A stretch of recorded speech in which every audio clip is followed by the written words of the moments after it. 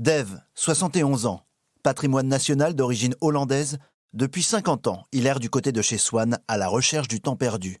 Parviendra-t-il ce soir, grâce au divan de Marc-Olivier Fogiel, jusqu'au temps retrouvé ?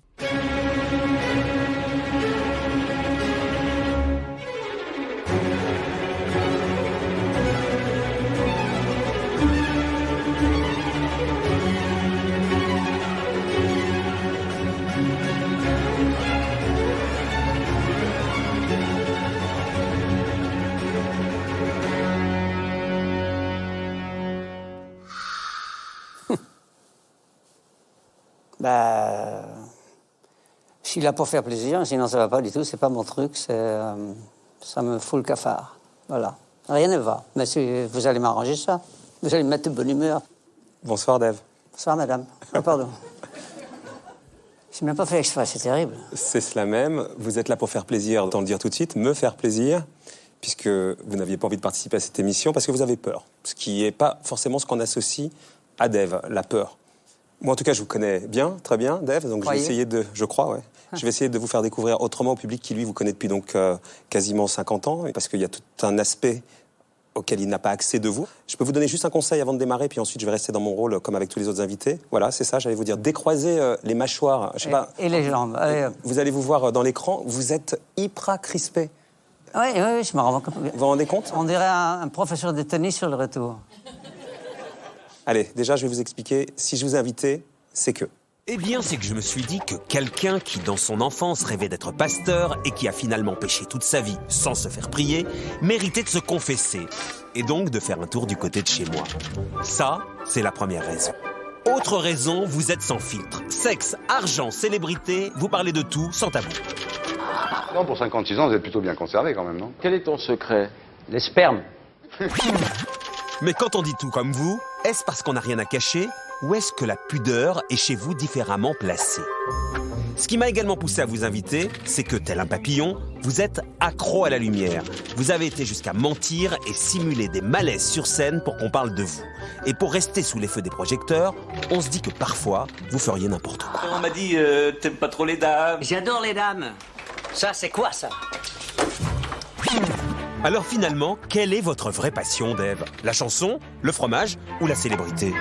Autre raison, si on connaît vos grands tubes, on connaît moins vos phases B, la mélancolie et la tristesse qui s'en dégagent. Il m'arrive quelquefois d'avoir mal ou d'avoir peur. La frange blonde, les bons mots, les provocations cachent une part de noirceur. Mais un jour, serez-vous en mesure de la dompter ?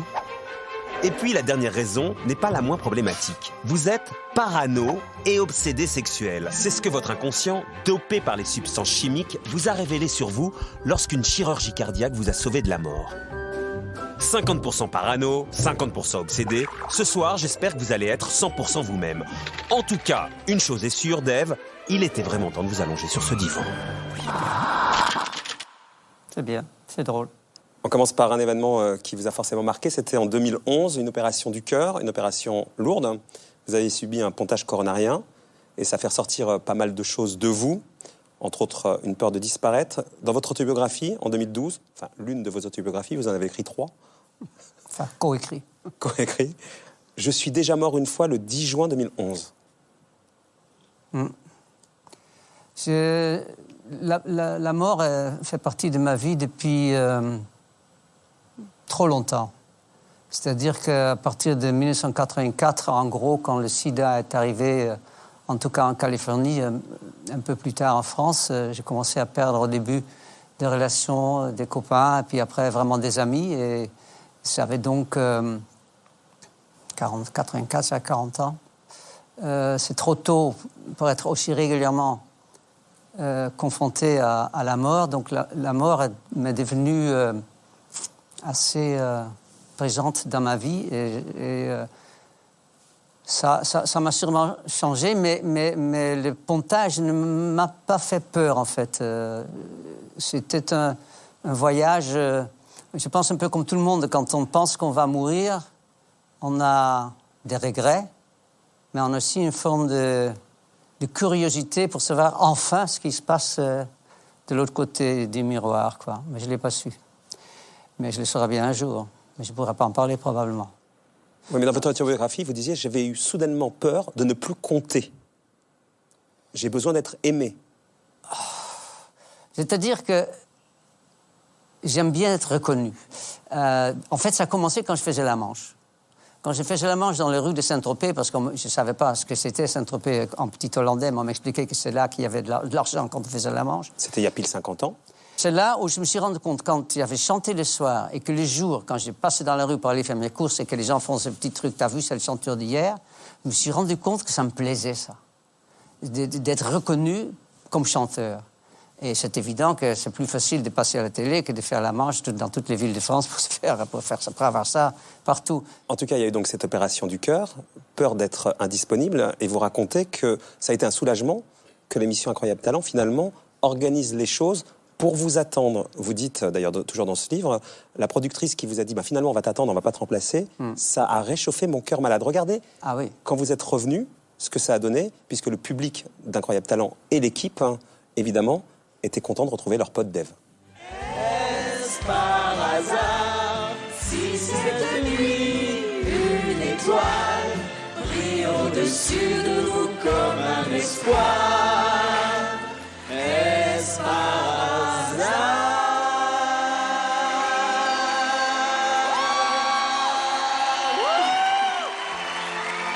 Merci d'être revenu, Dave. Merci. Merci d'être vivant, Dave. Merci d'être vivant. Merci. Merci beaucoup. Si j'étais pas un garçon du Nord et froid comme un glaçon, je serais un larme. C'est vrai que c'est mignon. C'est vrai que c'est gratifiant et c'est émouvant et touchant. Rassurant même, vous disiez. Oui, c'est le mot en fait, c'est rassurant. Je crois que c'est ça le mot. Mais c'est bien que vous dites ce mot-là parce que je pense que je cherche plus que jamais la rassurance. Tout ce qu'on fait, peut-être après un certain âge, est ça, chercher l'oubli et la rassurance. L'oubli, j'avais déjà compris un peu, c'est-à-dire que ça peut être un bon bouquin, un bon voyage, un bon repas, faire l'amour, des choses qui font que vous ne pensez pas à comment ça se termine, à la fin. Et la rassurance, évidemment, on le cherche là aussi, même dans mon intérieur, je dirais, dans la maison où j'habite, ou à Paris ou dans le Vaucluse, les objets sont rassurants parce qu'ils me ramènent en gros dans les années 50, 60, où on ne se posait pas encore trop de questions, quoi. Je peux dire que, sans me tromper, que vous êtes plus inquiet qu'il n'y paraît? Ah oui, clairement, oui. De quoi? Justement, c'est ça la question. Inquiet de quoi? Parce que je ne suis pas inquiet de... Je pense... si j'ai pris... J'ai lu l'autre jour, je crois que c'est Einstein, franchement, qui a dit... Quand quelqu'un lui demandait est-ce que vous êtes croyant, il paraît-il qu'il répondait dites-moi avant tout qui est Dieu, et après je vous dirai si j'y crois. Et c'est pas mal comme réponse. Mais intellectuellement parlant, je pense qu'il n'y a rien, que ça s'arrête comme une batterie qui est morte, quoi. Et donc c'est parti. On parlait du pontage coronarien. Vous dites j'ai perdu une forme de légèreté à ce moment-là. Ah non, c'est ma chirurgienne qui me dit ça. Enfin, ma cardiologue, qui s'appelle Marianne, qui m'a dit ça. Et je pense qu'elle elle a une intuition incroyable, en plus de l'intuition féminine, elle a l'intuition professionnelle très forte. Et c'est pas faux, c'est pas faux. Là, j'étais personnellement en face d'une éventuelle fin, et cette inquiétude pour ceux et celles que j'aime était donc bien là. On s'arrête encore un petit moment sur cette période-là, parce que cette période, elle intervient quelques mois après la disparition de votre sœur, qui meurt d'un cancer foudroyant en Italie. Là, évidemment, ça fait remonter quelque chose en vous de très fort. Oui, ça m'a surpris. Je sais que j'aime bien ma sœur. Moi, j'ai jamais brouillé avec personne, et encore moins avec mes frères et ma sœur. J'ai 2 frères et j'avais une sœur. Et c'est vrai que sa mort m'avait touché parce que c'était la 2e fois. J'ai vu beaucoup de gens mourir, malheureusement, mais c'est la 2e fois où j'ai vu quelqu'un mourir avec la peur dans le regard, l'effroi. J'ai vécu ça avec un garçon qui s'appelait Jean, et puis avec ma sœur, et tu peux tellement rien faire que c'est horrible. Et c'est vrai que j'ai fait, à travers elle, peut-être le deuil de tous ces gens. C'est une longue liste, hein, des gens qui sont morts autour de moi, quoi. Ouais, c'est vrai. Donc, ma sœur, je pense à... Ma mère, elle nous a dit, juste avant de mourir, parce qu'elle était euthanasiée, donc elle savait que ça allait arriver, elle nous a demandé de ne pas l'oublier. Et j'ai trouvé ça tellement incroyable comme question. Évidemment, on se dit, évidemment, maman, on ne va pas t'oublier. Et pourtant, il y a parfois 2, 3, 4 jours, peut-être plus. Je n'ai pas pensé à ma mère. Et je dis, putain, elle avait raison. Quoi. On ne pense pas tout le temps aux gens qui disparaissent. Et parfois, je fais la liste dans mon lit, comme ça, pour être sûr que j'ai oublié personne. Ils sont nombreux. Hein. On va être plus léger, évidemment, tout à l'heure. Oui. On va continuer à découvrir cette part de vous un peu différente, on va dire. Et en fait, quand on retourne vos 45 tours, les faces B sont très différentes des faces A. Les faces A, on les entendra tout à l'heure, les tubes, les nombreux tubes. Hein. Mais les faces B, pour certaines que vous avez écrites, en tout cas une, elles disent des choses de vous. C'est pas pour ça que les gens vous aiment, mais elles existent quand même. On regarde quelques images. On a beau dire, loin des yeux, loin du cœur, mais ne le crois pas, car moi je t'aime encore, même quand tu n'es pas là. Entre les deux, ma vie balance, amour ou liberté. Je dois saisir ma chance, mais jusqu'à ce jour, je n'ai rien décidé. Rien qu'en te regardant au fond des yeux, c'est merveilleux. Et même si le monde est malheureux, c'est ton amour qui est ma lumière. Il me suffit de regarder tes yeux, c'est merveilleux.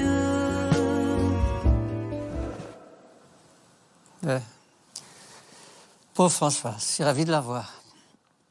Oui, j'aime beaucoup la décision. C'est vraiment dans ma...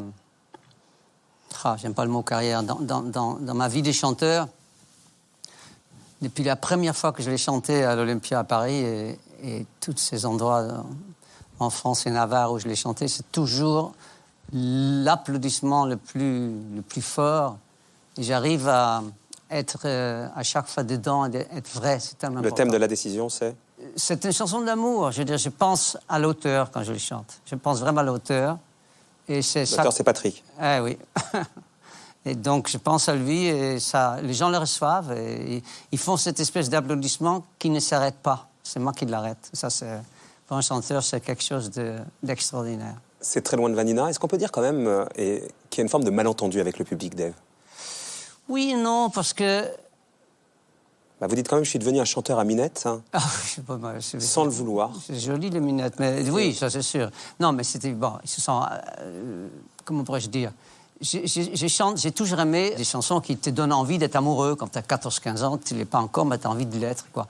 Et je continuais, là, justement, Françoise, elle parle comme ça aussi. Elle dit, je suis toujours un midinette.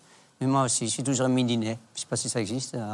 Sauf que ce n'est pas votre univers. D'ailleurs, vous dites, quand vous voyez des images de vous, au début très maladroit à la télévision dans ce rôle-là, vous dites, je comprends parce que ce n'est pas moi. Donc, on me pose des questions et je joue celui-là, le chanteur à minette. Oui, je ne voulais pas décevoir les gens. C'est-à-dire que moi, je le dis souvent, mais au lycée, je n'étais évidemment pas populaire puisque j'ai toujours été caustique. Quand tu es caustique et que tu passes ta vie à faire des bons mots qui parfois blessent, même si ce n'est pas l'intention que j'ai, tu n'es pas vraiment aimé, quoi. Tu peux être respecté, mais pas aimé. Et quand tout d'un coup, en France, je devenais un chanteur pour minette aimé, ben, je ne voulais pas décevoir. Je dis, tiens, c'est pas la même chose. On va essayer d'être à la hauteur. Mais c'était pas bidon, hein. Je voulais bien faire le rôle que la vie m'avait imposé et qui me convient encore aujourd'hui, même si mes minettes aujourd'hui ont plutôt 50 ans et plus. Je le dis en rigolant, mais je suis à poil sur scène, à poil, et j'aime ça. C'est un travail d'exhibitionniste et le public, il a le droit de regarder, ils font leur boulot de voyeurs. Et c'est un échange totalement honnête. C'est pas malsain, c'est pas pervers, etc. Sur scène, donc, vous chantez tout, le spectre est large. La scène, vous la connaissez depuis longtemps, depuis les années 70. Au départ, vous n'étiez pas tout seul, vous étiez en groupe, dans une comédie musicale, Godspell, et c'est là où s'est nouée une amitié très forte avec quelqu'un que les téléspectateurs adorent, évidemment, un de nos plus grands acteurs français, Daniel Auteuil. On va le rejoindre dans un instant, mais auparavant, on va vous voir avec votre pote, le plus proche, Daniel Auteuil. Votre amitié, elle se scelle là, à ce moment-là. Notre Père, écoute-nous, nous supplions à genoux, humblement nous avons tout, pitié pour nous, Seigneur.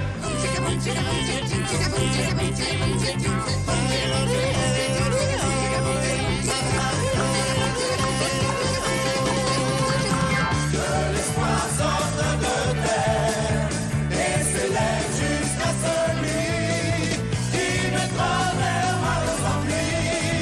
Pitié pour nous, Seigneur. Et depuis 45 ans, c'est votre meilleur ami. On retrouve Daniel. Bonsoir, Daniel Auteuil. Je passe une bonne soirée, bonsoir. Je peux rebondir sur un truc. Bien sûr, Daniel, sur plein de choses. Allons-y.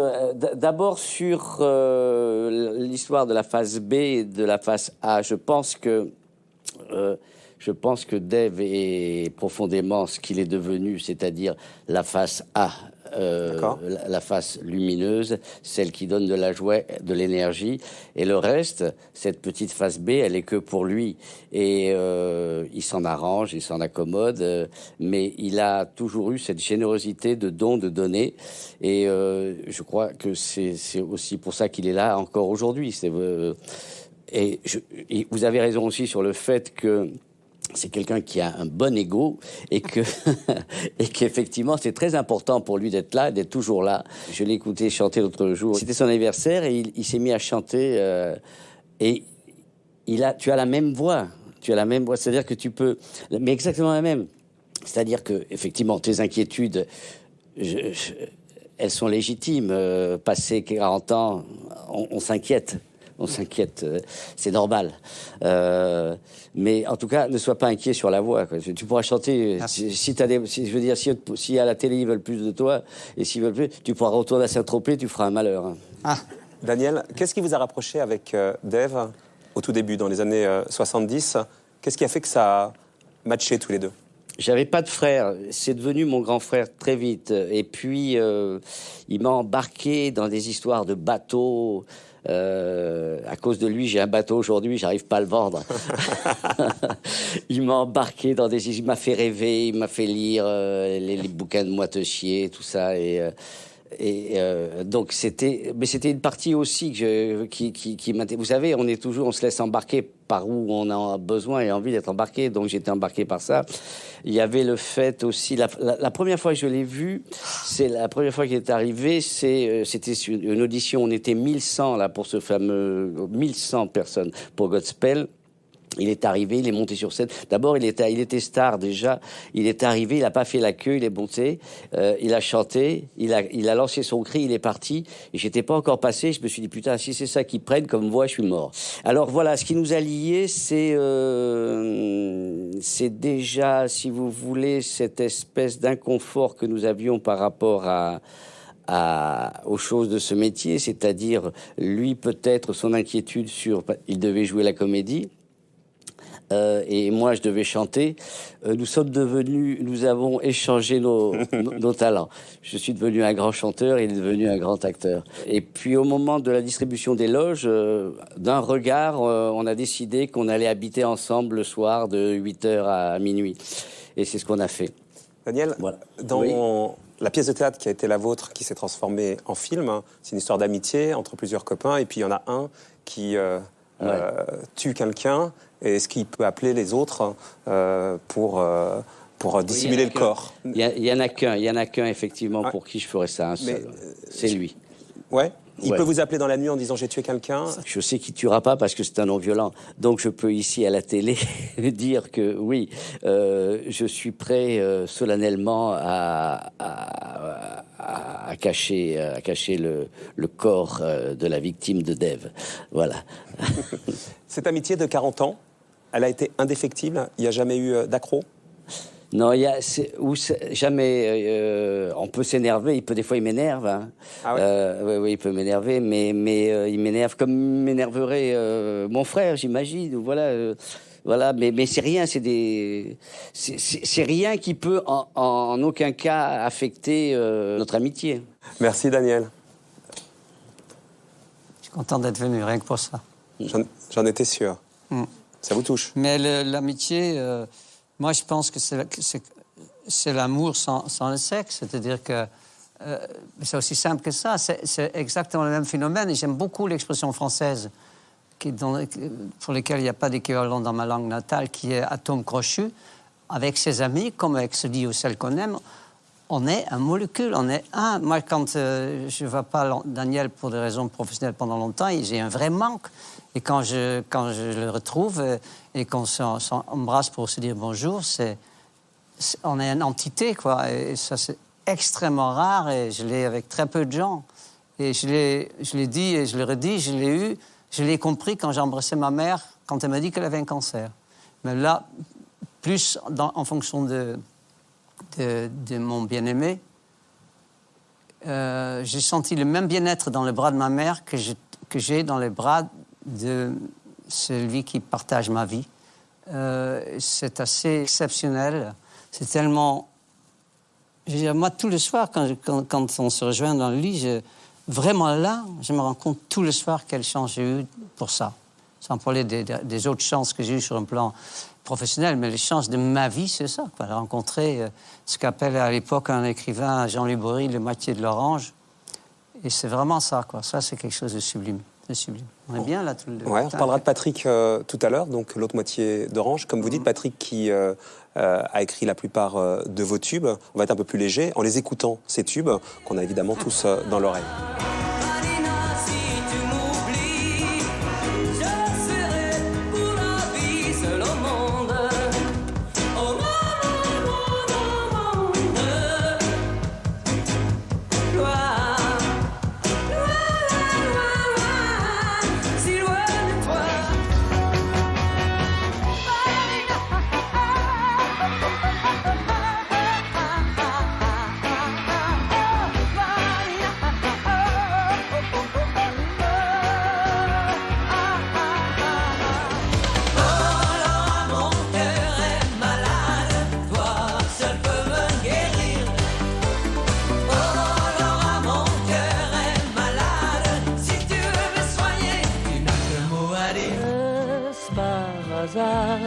Si cette nuit une étoile brille au-dessus de nous comme un espoir, est-ce par hasard?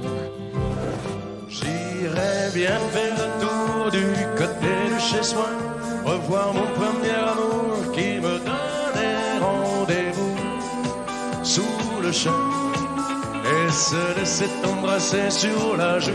J'irais bien refaire un tour du côté de chez soi. Chante de mieux en mieux.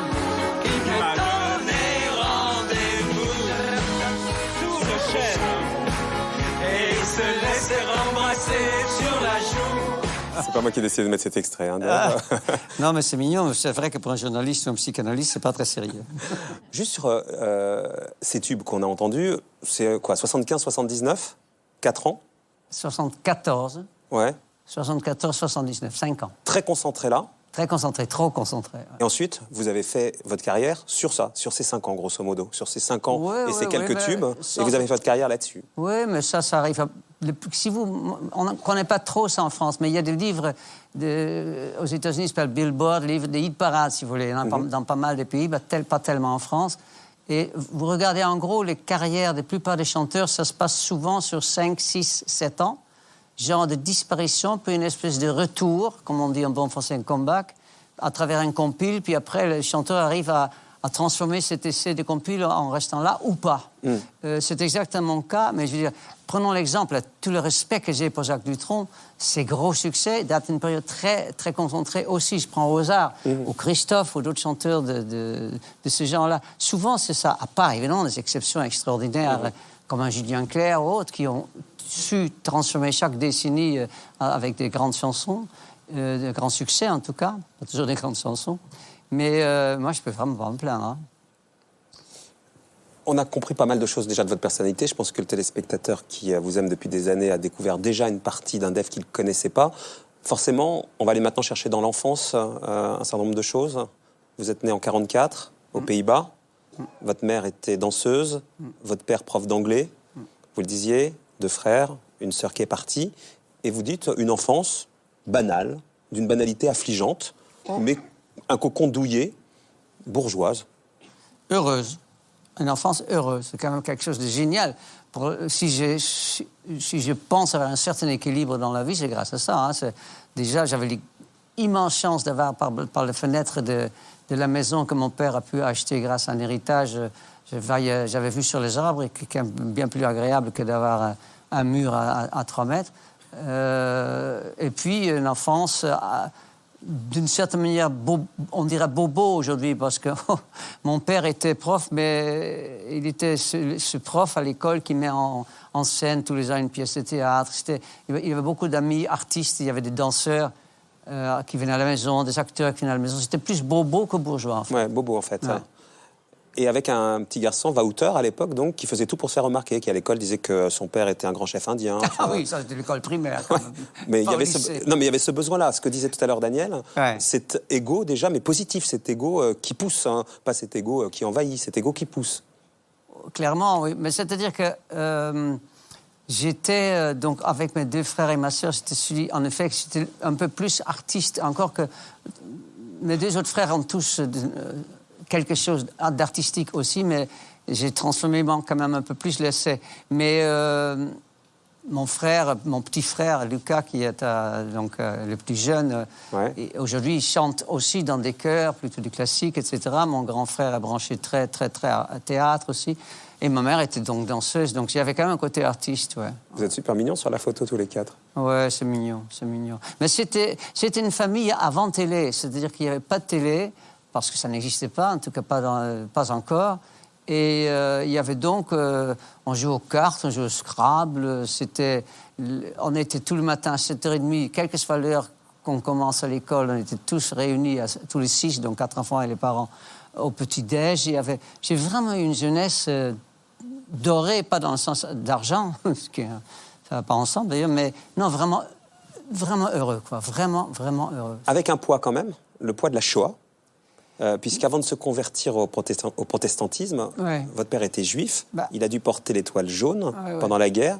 Lui s'en est sorti, mais vos oncles et vos tantes sont morts dans les camps. C'est quand même ça, cette réalité qui était la vôtre. Hein. D'ailleurs, vous dites aujourd'hui, alors que votre père est finalement devenu protestant, que il y a une part de vous qui est juif. Hein. Mon père, il était ce qu'on appelle aux Pays-Bas les juifs assimilistes. C'est-à-dire des juifs qui ne voulaient pas en entendre parler qu'ils étaient juifs, qui voulaient être avant tout et seulement hollandais. Il est allé en effet jusqu'à changer de religion. Et moi, ça m'amusait de la merder en disant « mais moi, je suis juif ». Et il me disait toujours « t'es pas juif parce que ta mère n'est pas juive », ce qui est vrai. Et puis, ça me plaisait bien de m'imaginer que j'ai fait partie du peuple élu. Et la Shoah, parce que... J'ai jamais échangé le moindre parole avec mon père à ce sujet. Avec ma tante Ella, qui était donc sa sœur, qui est revenue après la guerre des États-Unis, elle est revenue aux Pays-Bas. On en a beaucoup parlé. J'ai absolument tout lu pendant des années. Pour essayer de comprendre. Et donc ça, vous n'avez pas échangé avec lui là-dessus? Non, c'était du non-dit total. Et lui, le fait de se convertir, c'est pas anodin hein, comme geste, une conversion. C'était quoi pour lui? Une forme de honte, de poids trop lourd à porter? Non, j'ai cru comprendre qu'il trouvait que c'était trop... comment pourrais-je dire? Qu'il y avait trop de règles là-dedans. Parce qu'il est devenu protestant, mais quand on dit protestant, il faut savoir qu'aux Pays-Bas, il y a plus de 200 sortes de protestantisme. Et si le mot « sorte » est compréhensible pour ceux qui nous écoutent, 200 différentes églises. Et lui, il a pris celui le plus libéral de toutes ces possibilités. C'est-à-dire qu'ils vont, par exemple, soyons clairs, dire que le miracle, quand Moïse est arrivé en fuyant l'Égypte et que la mer s'est retirée, ce n'est pas un miracle, c'était des marées basses qui arrivaient de temps en temps. Le miracle, que ça a eu lieu au bon moment, c'est ça le miracle. Mais que tout s'explique intellectuellement. Ça lui convenait plus que les dogmes hébraïques, on va dire, israélites. Et vous, aujourd'hui, dans tout ça? Je suis assez proche de ça aussi. Moi, je trouve... je vais sauter à un sujet différent. Sur les science-fiction, j'ai lu énormément, j'ai continué encore à lire ça, mais j'ai tellement fait le tour, je crois que c'est rare qu'on peut encore me surprendre là-dedans. Mais un de mes livres de chevet, c'est un livre de Van Vogt qui s'appelle Le monde de A. Et c'est en essayant quand même de savoir pourquoi, comment, etc., où vais-je, où cours-je et compagnie. Quoi. Ça reste une recherche avec un grand mot intellectuel qui continue à me passionner. Quoi. Avec cette part donc, de judaïsme qui est en vous, d'ailleurs, quand votre ami, le réalisateur Yves Joland, qui a réalisé un très beau documentaire en 2007, Comme un juif en France, vous a demandé de chanter en yiddish Douce France, vous l'avez fait, ça donne ça. Eingewiegt mit deiner Musik, Städteteiers, stille Blechgärtner Scheiers, Kinder von mein Dorf ist Eiers, und wie meins geben dort Glied. Ouais, j'ai adoré faire ça, mais quand le compositeur de musique de la plupart des films de Yves Joland et Eric Slabiak, qui d'ailleurs écrit aussi pour d'autres des musiques de films, c'était un garçon de beaucoup de talent, quand il m'a demandé après de faire un album de chansons yiddish, j'ai dit non. J'ai dit non, je ne suis pas légitime là-dedans, franchement. Mais j'adore ce qu'ils font, eux, c'est Yeux Noirs, c'est un musicien extraordinaire. J'ai une vraie tendresse, c'est vrai, pour ça, mais je ne le suis pas. Allez, on continue un peu à explorer l'enfance avec un événement dont vous avez déjà parlé. C'est quand vous avez découvert que votre père, finalement, avait une aventure, plus que ça, avec la bonne. Papa a épousé la bonne. Sauf que ce qui est incroyable, c'est que vous avez 16 ans à l'époque, que vous en parlez à table et que votre père vous dit « T'as des preuves ?»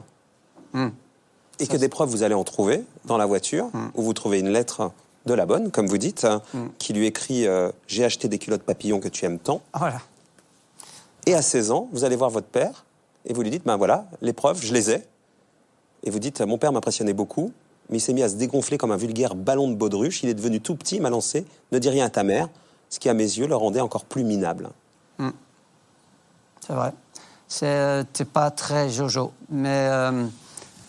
Après, j'ai compris que ça s'appelle des amours ancillaires. C'est une situation, aujourd'hui, on a beaucoup parlé, peut-être plus aux États-Unis qu'en Europe, de harcèlement sexuel d'un patron pour ses employés.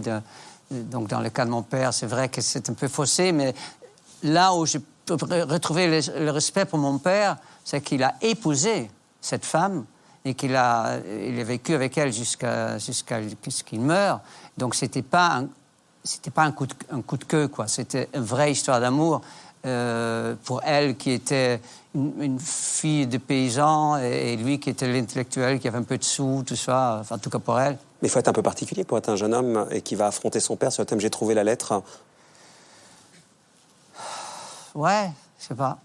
C'est vrai que je me souviens, d'ailleurs, ce soir-là, quand je lui ai envoyé cette lettre, quand même assez douteux, sur le bureau, il avait une soirée... chez des amis où il partait avec ma mère, qui donc n'était pas encore au courant. Et j'ai pris sa voiture, en 16 ans. J'ai pris sa voiture, je suis allé rejoindre mon copain Philippe. Il m'a dit « Mais t'es fou, qu'est-ce qui t'arrive ?» J'ai dit « Il ne peut rien me dire, je le tiens. » C'est quand même extrêmement cynique, quoi. Ouais. Et je ne l'ai fait qu'une fois. J'avais tellement honte de moi que je ne l'ai plus jamais refait. Mais ce soir-là, j'étais quelque part enragé, fou de rage... pour cette trahison envers ma mère. Et quand quelques mois après, j'ai entendu crier, pleurer, j'étais dans mon lit. Et je suis descendu et je n'oublierai jamais ce moment-là. J'ai vu ma mère découvert que sa monde était le monde dans lequel nous étions tous. Comme je dis, c'est tout à l'heure, on avait des problèmes de fric, mais c'était une vraie famille et que c'était fini. C'était fini, et ils ont vendu les maisons, ils sont chacun installés de leur côté. Et la seule fois que je l'ai vu ensemble, c'était l'occasion d'un général de moi à l'Olympia, quoi. De vos parents, ensemble? Oui, j'ai vu mes parents ensemble, ouais. C'était une triste fin d'une belle histoire, ouais. Mais en même temps, comme je disais, il aimait vraiment. Qu'est-ce que tu veux faire? Mais ma mère s'en est jamais remis. Pour moi, la preuve, c'était toujours ma mère qui était une cuisinière formidable. Quand on venait manger chez elle, après, une fois qu'elle était installée seule, elle faisait même plus bien la cuisine. Parce qu'en fait, elle faisait bien la cuisine pour mon père et ses enfants, mais juste pour ses enfants, ça l'intéressait sûrement moi. Et c'était plus très beau. C'est symptomatique, mais c'est intéressant. Donc, ce sont des leçons de vie. Leçons de vie. Voilà.